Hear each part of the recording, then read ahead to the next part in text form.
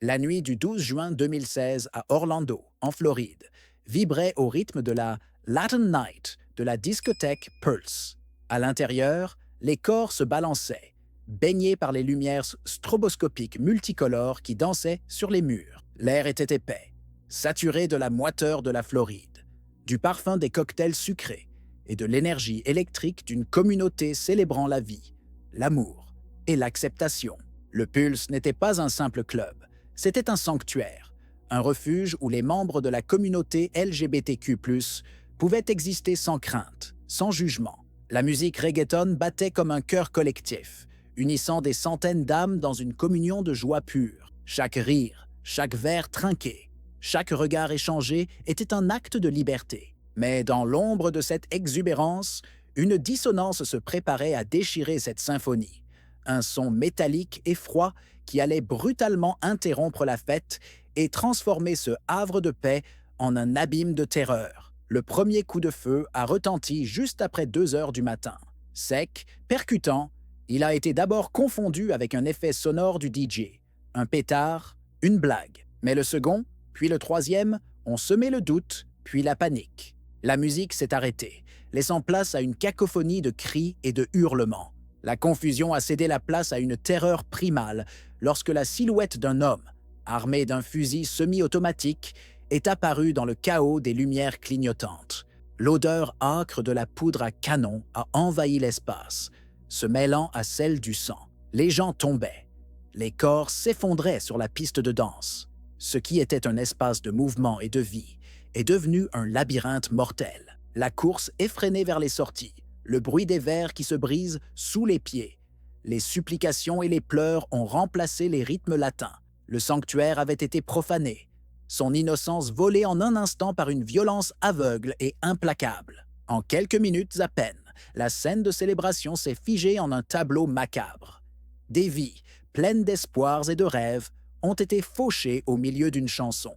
La joie s'est transformée en un silence de mort, seulement brisé par les sonneries insistantes des téléphones des victimes et les gémissements des blessés. À l'extérieur, les sirènes commençaient à déchirer la nuit, convergeant vers ce point de la carte qui était en train de devenir le théâtre de la fusillade de masse, la plus meurtrière de l'histoire moderne des États-Unis. Un homme, Omar Mateen, un agent de sécurité de 29 ans, venait de déclarer la guerre à un lieu de joie, à une communauté entière. La question qui allait hanter le monde entier était déjà suspendue dans l'air saturé de fumée.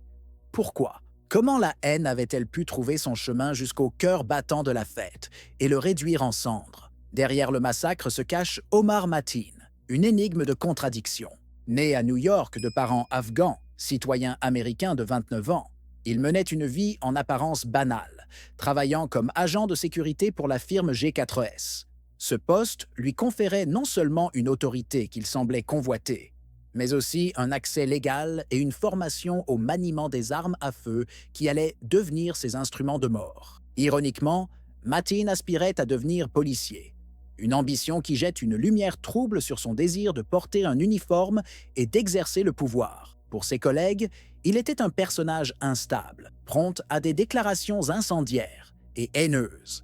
Mais personne n'avait mesuré la profondeur de l'abîme qui se creusait en lui. Son profil est celui d'un homme qui cherchait sa place dans une société qu'il méprisait secrètement, naviguant entre le désir d'intégration et une rage bouillonnante qui ne demandait qu'à exploser. La violence d'Omar Mateen n'est pas née dans la nuit du 12 juin.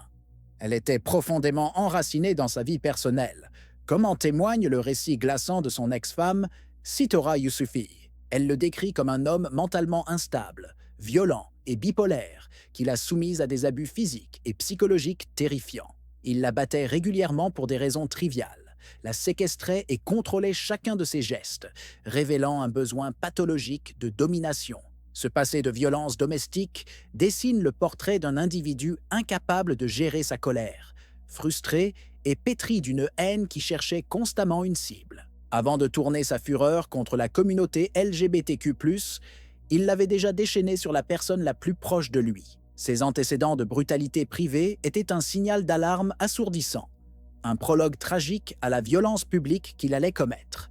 Les motivations de Mateen forment un enchevêtrement complexe et obscur. Durant l'attaque, il a appelé le 911 pour prêter allégeance à l'État islamique, se drapant dans la bannière du djihad et justifiant son acte comme une vengeance contre les bombardements américains au Moyen-Orient. Cette revendication a immédiatement projeté le massacre sur la scène du terrorisme international. Pourtant, l'enquête du FBI n'a révélé aucun lien direct avec l'organisation, suggérant une radicalisation solitaire, nourrie en ligne. Plus troublante encore, des témoignages ont fait surface, affirmant que Mateen avait lui-même fréquenté le Pulse et utilisé des applications de rencontres gays. Cette hypothèse, bien que non prouvée, soulève la question d'un profond conflit interne, d'une homosexualité refoulée et d'une haine de soi si intense qu'elle se serait retournée contre la communauté qui incarnait ses propres désirs inavouables. Face au bourreau, il y avait les victimes. 49 vies volées, 49 histoires brutalement interrompues. Elle n'était pas une foule anonyme, mais une mosaïque vibrante de la communauté LGBTQ+ d'Orlando. Majoritairement jeunes et latinos, ils étaient réunis pour la Latin Night, une soirée qui célébrait la double fierté de leur identité culturelle et sexuelle. C'étaient des étudiants comme Luis Vielma, qui travaillait sur l'attraction Harry Potter à Universal, des professionnels comme Stanley Almodovar III, un technicien en pharmacie au grand cœur, des artistes, des rêveurs. Ils étaient des fils, des filles, des frères, des sœurs et des partenaires aimants. Ils se trouvaient au Pulse non seulement pour danser, mais pour vivre, pour respirer dans un espace où ils se sentaient en sécurité et acceptés. L'attaque n'a pas seulement tué des individus, elle a frappé au cœur même de ce sentiment de sécurité, ciblant une communauté dans son sanctuaire. Chaque victime portait en elle un univers de rêves et d'affection. Il y avait Brenda Lee Marquez McCool, une mère de 11 enfants, survivante du cancer, qui dansait avec son fils ce soir-là. Il y avait Juan Ramón Guerrero et son petit ami Christopher Drew Lennonen, profondément amoureux, qui allaient être enterrés côte à côte.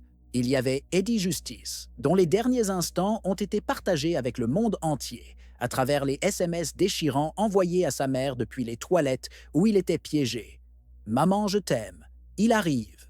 Je vais mourir. » Ces messages sont devenus le symbole de la terreur vécue à l'intérieur, mais aussi de l'amour qui a persisté jusqu'au bout. Ces histoires, ces visages, ces derniers mots transforment le chiffre abstrait de 49 en une perte humaine poignante et incommensurable, rappelant que derrière chaque statistique se trouvait une personne dont l'absence a laissé un vide irréparable. L'ombre d'Omar Mateen planait sur les radars du FBI bien avant la tragédie. En 2013, il est devenu une personne d'intérêt, après avoir tenu des propos incendiaires devant ses collègues, se vantant de liens familiaux avec Al-Qaïda et exprimant son désir de mourir en martyr. L'enquête, qui a inclus surveillance et interrogatoire, a été clôturée, faute de preuves tangibles pour étayer ses dires, considérés comme de la vantardise. Un an plus tard, en 2014, son nom est réapparu en lien avec Moner Mohammad Abu Salha, un kamikaze américain mort en Syrie. Mateen et Abu Salha avaient fréquenté la même mosquée.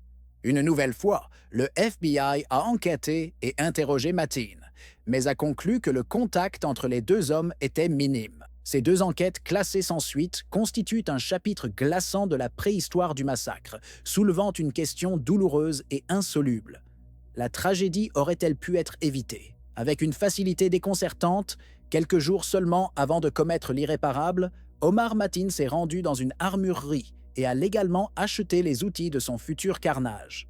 Son nom, bien qu'ayant figuré sur des listes de surveillance du FBI, ne l'empêchait nullement d'acquérir des armes. Il a fait l'acquisition d'un fusil semi-automatique de type Sig Sauer MCX et d'un pistolet Glock 17 de 9 mm.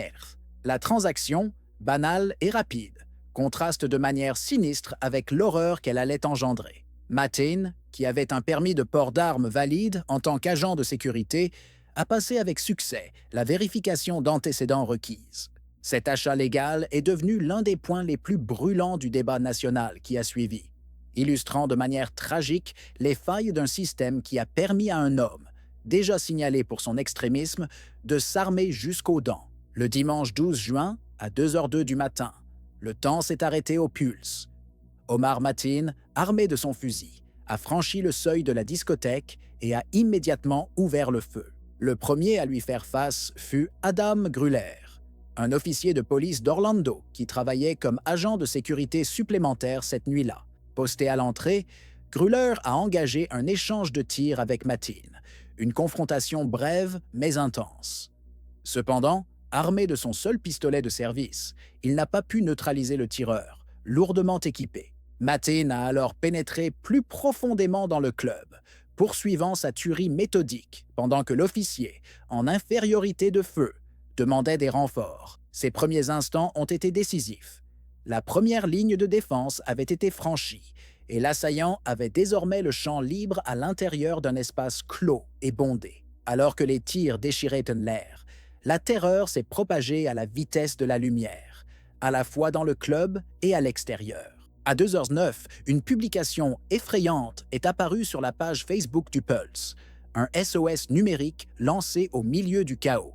Sortez tous du Pulse et continuez à courir. Ce message, écrit par un employé, a été le premier signal public que quelque chose de terrible était en train de se produire. Il a transformé une rumeur locale en une crise nationale en quelques secondes. Pour ceux qui étaient déjà piégés à l'intérieur, les issues de secours étaient devenues des goulets d'étranglement mortels. La panique, la fumée et l'obscurité ont rendu toute évasion quasi impossible.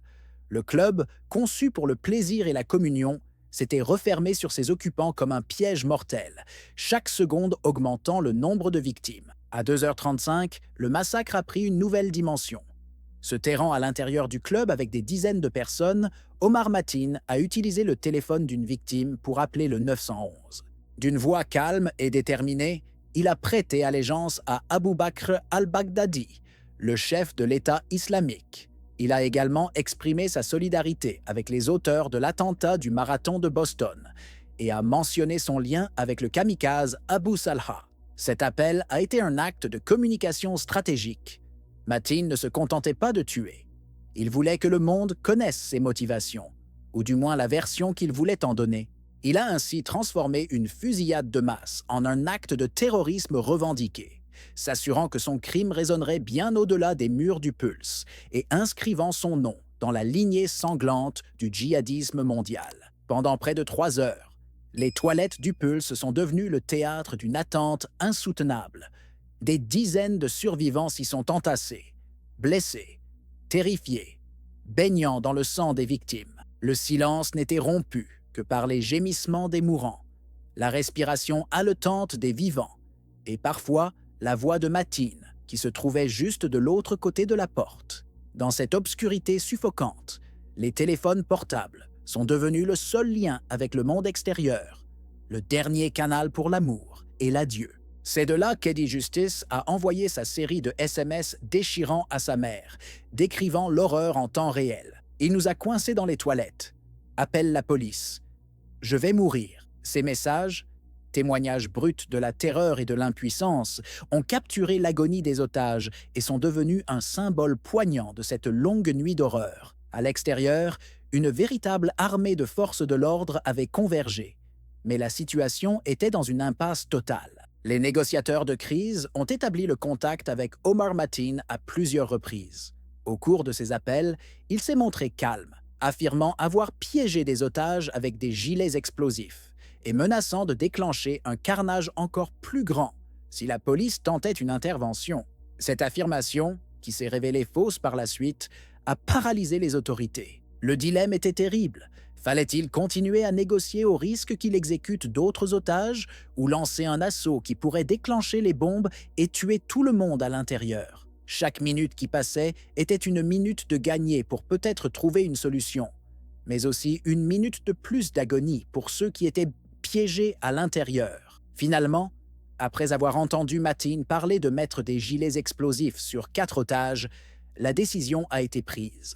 À 5h02 du matin, l'ordre de donner l'assaut a été lancé. Une équipe du SWAT a utilisé un véhicule blindé Bearcat pour percer un trou dans le mur extérieur des toilettes, créant une brèche pour l'évacuation. La détonation a été assourdissante, projetant des débris et de la poussière. Les otages ont commencé à s'échapper par l'ouverture, tandis que Mateen est sorti par une autre brèche, tirant sur les policiers. Un échange de tirs nourri et chaotique s'est ensuivi. À 5h15, Omar Mateen a été abattu. Le silence qui a suivi était lourd, annonçant la fin du siège, mais le début d'une longue et douloureuse évaluation des pertes. La menace était neutralisée. Mais le Pulse était devenu un tombeau. La tension au Pulse n'était pas seulement visuelle, elle était avant tout sonore. Imaginez l'enfer auditif. Le passage brutal des basses profondes de la musique latine, qui faisait vibrer le sol, au son sec et assourdissant des détonations d'un fusil semi-automatique. Puis, après les salves de tir et les cris, un silence angoissant s'installait, un vide bien plus terrifiant que le bruit. Ce silence était perforé par des sons spectraux, les gémissements des blessés, le bruit des douilles qui roulent sur le sol, les pas lents et méthodiques du tireur se déplaçant dans la pénombre, et surtout, la sonnerie incessante des téléphones portables. Chaque mélodie, autrefois joyeuse, devenait un glas funèbre, un appel désespéré du monde extérieur qui ne pouvait pas être décroché, car le moindre son, la moindre vibration, pouvait attirer l'attention du monstre et signifier une mort certaine. Le suspense est amplifié par la perspective dérangeante du tueur lui-même. Pendant les 3 heures de siège, Omar Mateen n'est pas dépeint comme un homme en proie à la panique, mais comme un prédateur maître de son territoire. Ses appels aux négociateurs et au 911 révèlent une assurance glaçante. Il parle calmement, justifie ses actes par une idéologie, semble totalement détaché de l'horreur qu'il a orchestrée. Cette maîtrise de soi est ce qui le rend si terrifiant. Un moment particulièrement déroutant et anxiogène est rapporté par des survivants. Mateen aurait demandé s'il y avait des noirs dans les toilettes, ajoutant qu'il n'avait pas de problème avec les noirs. Cette déclaration absurde, cette tentative de créer une distinction morale au milieu d'un massacre aveugle, plonge l'audience dans l'incompréhension et la peur. On ne peut anticiper ses actions, car elles ne suivent aucune logique humaine. La tension atteint un paroxysme émotionnel à travers les écrans de téléphone, devenu le seul fil reliant les otages à leurs proches. La narration peut s'attarder sur l'agonie d'une mère, Mina Justice, qui reçoit les messages de son fils Eddie. Chaque vibration du téléphone est une alternance insupportable entre l'espoir et le désespoir. On lit avec elle les messages qui arrivent en temps réel. Il nous a, il est dans les toilettes, avec nous, une pause, l'attente. Les 3 petits points qui signalent qu'Eddie est en train d'écrire, puis qui disparaissent. Chaque seconde de silence est une éternité de doute. Puis, le message final. Il arrive, je vais mourir. Le spectateur, bien que connaissant l'issue, est forcé de vivre cette attente, de ressentir l'impuissance et la terreur pure d'une mère qui assiste, impuissante, aux derniers instants de la vie de son fils à travers des mots sur un écran. Le suspense se construit également à l'extérieur du club, du point de vue des forces de l'ordre. La scène est celle d'une puissance paralysée. Des centaines de policiers lourdement armés encerclent le bâtiment, mais ils ne peuvent pas agir. La menace de Mateen de déclencher des explosifs crée une tension stratégique insoutenable. La caméra peut nous placer dans le poste de commandement, au milieu des conversations tendues entre le chef du SWAT, les négociateurs et les tacticiens. Faut-il croire à la menace de la bombe? Chaque rapport venant de l'intérieur, chaque information glanée sur les appels de Mateen est analysée frénétiquement. Le temps s'écoule, et les commandants savent que des victimes se vident de leur sang, que chaque minute d'attente diminue leurs chances de survie. La décision de donner l'assaut est constamment pesée, retardée, débattue, transformant l'attente en une véritable torture psychologique. Enfin, le suspense est nourri par les vagues de faux espoirs et les questions laissées en suspens. À l'intérieur des toilettes, il y a eu de longues périodes de calme où les otages ont pu croire que le tireur était parti, qu'il s'était suicidé ou que les secours étaient arrivés. On peut imaginer un murmure d'espoir, un regard échangé dans l'obscurité, la croyance fragile que le cauchemar était terminé. Puis soudain, une nouvelle salve de tirs, plus proche cette fois, anéantissant tout espoir et plongeant à nouveau les survivants dans une terreur encore plus profonde. Cette fluctuation entre l'espoir et le désespoir est un ressort de tension puissant. Parallèlement, le doute sur les véritables motivations de Mateen plane constamment. Était-il un soldat fanatique ou un homme tourmenté par sa propre identité? Cette incertitude psychologique empêche le spectateur de classer l'événement, le maintenant dans un état de questionnement anxiogène jusqu'à la fin. Le cas d'Omar Mateen est une illustration tragique du profil psychologique du loup solitaire, radicalisé. Il incarne la convergence d'une instabilité mentale préexistante et d'une idéologie extrémiste accessible en ligne. Son passé, marqué par la violence domestique et une colère incontrôlable, a fourni un terreau fertile pour la haine. La propagande de l'État islamique ne l'a pas créé, mais elle lui a offert un cadre, une justification et un sentiment de puissance pour canaliser sa rage préexistante. Ce phénomène de radicalisation maison est l'un des plus grands défis sécuritaires de notre époque.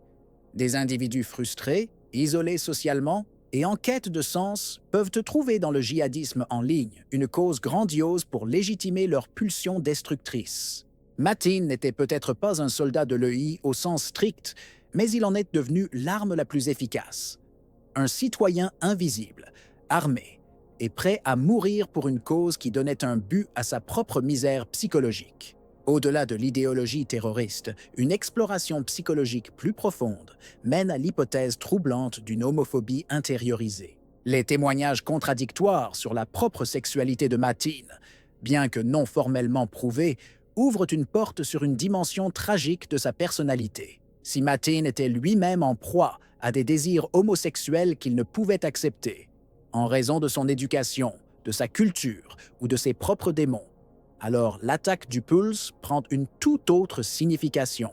Elle ne serait plus seulement un acte de terrorisme, mais un acte suicidaire par procuration, un déchaînement de haine contre une communauté qui incarnait la part de lui-même qu'il méprisait le plus.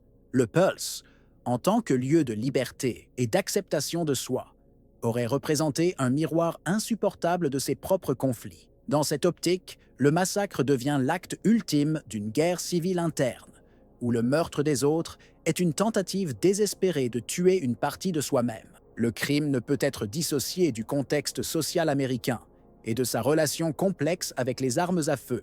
La facilité avec laquelle Omar Mateen, un homme ayant déjà fait l'objet de 2 enquêtes du FBI, a pu acheter légalement un fusil d'assaut est une faille béante dans le système. Ce drame expose le dilemme d'une société qui peine à concilier le droit constitutionnel de porter des armes et la nécessité de protéger ses citoyens. La prolifération des armes de haute puissance transforme les actes de haine individuelle en massacres de masse. La psychologie du tireur est une partie de l'équation, mais la disponibilité de l'arme en est le catalyseur. Le débat sur le contrôle des armes, ravivé avec une intensité féroce après la tuerie, met en lumière les pressions exercées par les lobbies et la profonde division politique qui empêche toute réforme significative, laissant la porte ouverte à de futures tragédies. L'attaque du Pulse était un crime de haine d'une portée considérable, frappant à l'intersection de plusieurs identités marginalisées. Le choix du lieu, une discothèque gay, et de la soirée, la Latin Night, n'était pas un hasard. Il s'agissait d'une agression ciblée contre la communauté LGBTQ+, et plus spécifiquement contre sa composante latino. Cet aspect souligne comment l'homophobie et le racisme peuvent s'entremêler pour créer une forme de haine encore plus virulente. Pour beaucoup de victimes, le Pulse était un double refuge. Un lieu où leur identité sexuelle et leur héritage culturel étaient non seulement acceptés, mais célébrés. En attaquant ce lieu précis, Mateen a visé des personnes qui se trouvent souvent à la croisée de multiples formes de discrimination. La tragédie a ainsi mis en lumière la vulnérabilité particulière des personnes queer de couleur et la nécessité de reconnaître la nature multidimensionnelle de la haine. Enfin, pour comprendre l'impact profond du massacre, il faut saisir le rôle social et psychologique des espaces comme le Pulse. Pour la communauté LGBTQ+, un bar ou un club n'est pas simplement un lieu de fête. C'est souvent le premier endroit où une personne peut se sentir pleinement elle-même, un sanctuaire loin du jugement et de l'hostilité du monde extérieur. C'est un espace de construction communautaire, de solidarité et d'affirmation de soi. La violation de ce sanctuaire a été un traumatisme collectif. L'attaque n'a pas seulement tué 49 personnes, elle a détruit un sentiment de sécurité fondamental pour des milliers d'autres. Elle a envoyé un message terrifiant, même dans vos refuges, vous n'êtes pas à l'abri. Cette perte de l'innocence et de la sécurité des espaces communautaires a laissé des cicatrices psychologiques profondes, ravivant la peur et le sentiment de persécution au sein d'une communauté déjà trop souvent confrontée à la violence. Le point de rupture est atteint juste après 5 heures du matin. Après 3 heures d'une attente insoutenable, la décision est prise. Le climax de la nuit se déchaîne dans un fracas apocalyptique. Un véhicule blindé du SWAT, le Bearcat, fonce et percute le mur extérieur des toilettes, où sont retranchés les derniers otages. Le bruit de l'impact est assourdissant. Un mélange de béton qui éclate et de métal qui se tord. Pour les survivants à l'intérieur, c'est une détonation terrifiante, mais aussi un signal d'espoir. La poussière et les débris envahissent l'espace confiné alors que les forces spéciales crient aux otages de fuir par la brèche. Dans ce chaos total, la peur de mourir se mêle à l'instinct de survie le plus primaire. C'est une course effrénée hors des ténèbres, un exode brutal et désespéré vers la lumière incertaine de l'aube naissante. Alors que les otages s'échappent, Omar Mateen émerge des décombres, transformant la scène de libération en un dernier champ de bataille. Armé et déterminé, il ouvre le feu sur les membres du SWAT qui protègent la fuite des survivants. La réponse est immédiate et foudroyante. Une pluie de balles s'abat sur lui.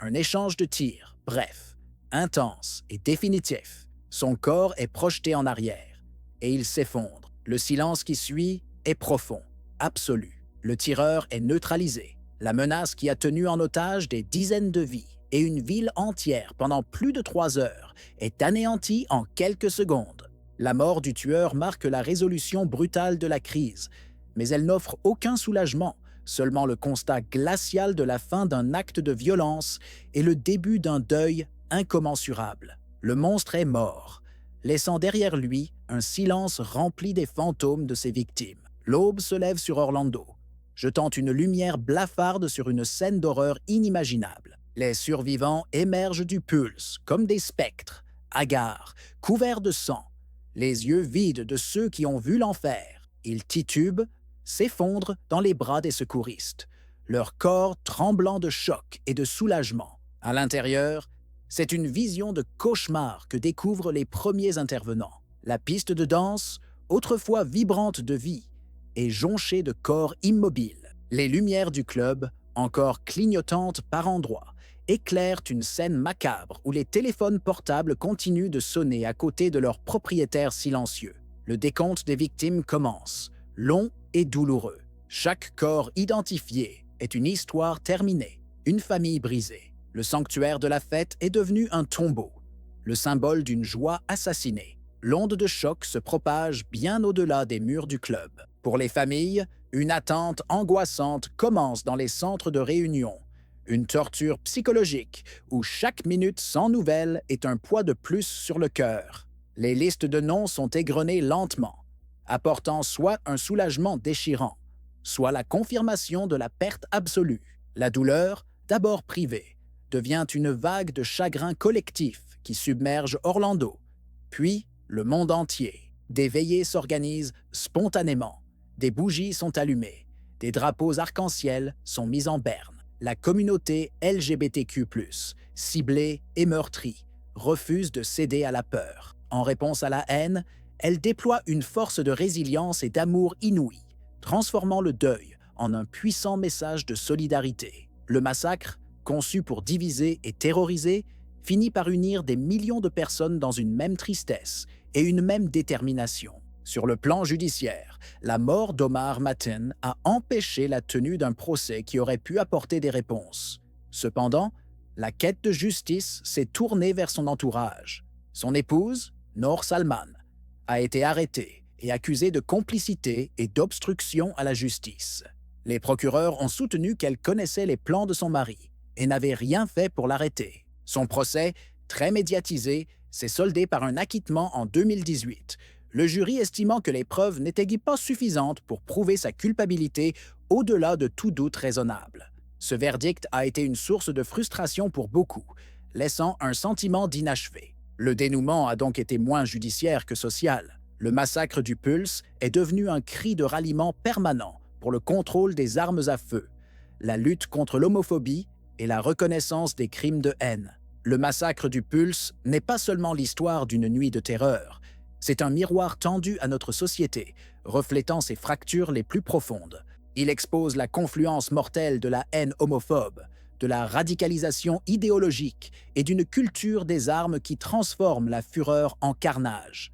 La tragédie nous oblige à nous interroger. Comment la haine, qu'elle soit nourrie par un dogme religieux ou par un conflit psychologique interne, peut-elle s'armer si facilement et anéantir tant de vies? Mais au-delà de la noirceur, l'héritage du Pulse est aussi celui d'une résilience extraordinaire. En mémoire des 49 victimes, la réponse la plus puissante n'a pas été la peur, mais un élan mondial d'amour et de solidarité. L'histoire du Pulse nous rappelle que les sanctuaires de joie et d'acceptation sont précieux et fragiles, et que la lutte contre l'intolérance n'est pas seulement une bataille politique, mais un devoir humain quotidien, une promesse de ne jamais laisser la haine avoir le dernier mot.